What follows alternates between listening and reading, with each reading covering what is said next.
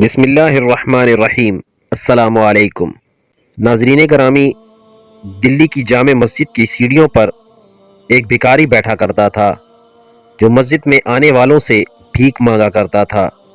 ایک بار ایک انگریز افسر کا تبادلہ اس جگہ ہوا۔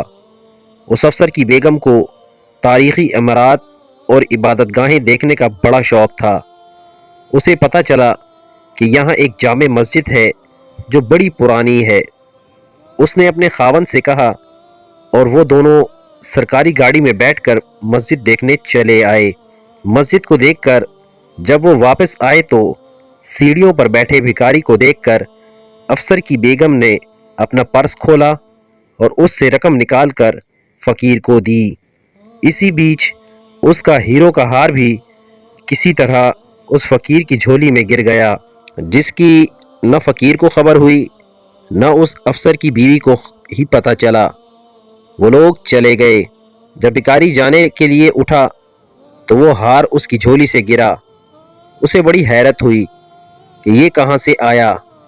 اس نے سوچا کہ یہ یقیناً اسی افسر کی بیوی کا ہوگا کہ ایسا قیمتی ہار کسی عام آدمی کا نہیں ہو سکتا۔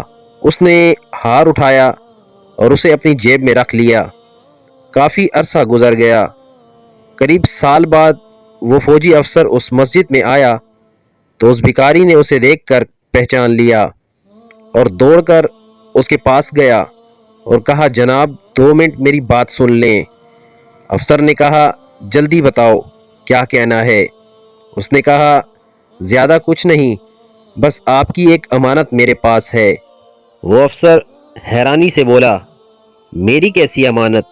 اس بھکاری نے کہا، شاید آپ کو یاد ہو کہ قریب 1 سال پہلے آپ اپنی بیگم کے ساتھ یہاں آئے تھے اور انہیں سیڑھیوں پر بیٹھے ایک بھکاری کو بھیک دیتے ہوئے آپ کی بیگم کا ہار گر گیا تھا۔ وہ میرے پاس امانت ہے، آپ کی وہ لے لیں۔ انگریز افسر بڑا حیران ہوا۔ اس نے کہا کہ تو مانگنے والا ہے اور ہمیں تو پتہ بھی نہ تھا کہ ہار کہاں گم ہوا۔ اگر تو اسے بیچ دیتا تو تو ایک آسودہ زندگی گزار سکتا تھا، پھر کیا وجہ ہے کہ اسے تو نے سنبھال رکھا اور آج مجھے دے رہا ہے؟ بھکاری نے کہا، ٹھیک ہے، میں بھکاری ہوں لیکن اس کے ساتھ ایک مسلمان بھی ہوں۔ تم ایک عیسائی ہو۔